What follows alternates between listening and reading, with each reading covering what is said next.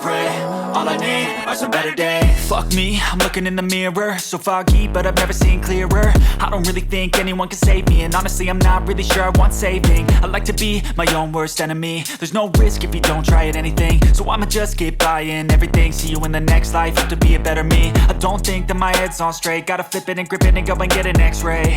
What's wrong with me? I just feel weight pushing on my chest and it squeezes till I suffocate. Better change my mindset, meditate. It's pretty cool that I'm alive and that better. Here I should celebrate, think I could change my mind, maybe elevate. Living life is doing lots of cocaine. Wait no, it's living with no shame. Wait no, it's sleeping in on Sundays. I guess it's different for each of us and that's okay. Well, I just wanna be happy. How to get there? Glad that you asked me. I think it's different for everyone. Some of us need work, others need fun. Some of us need purpose to overcome. But try to do what you love when it's said and done, cause there's so many differences in each of us. Trust your gut, it can show you what you want. Living life, every day, late at night, not okay. All I want, and I pray, all I need are some better days. Yeah, all I need are some better days. Cause all I want, and I pray, I believe in the better days. Living life, every day, late at night, not okay.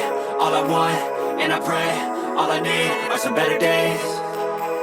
Yeah, all I need are some better days. Cause all I want, and I pray, I believe in the better days.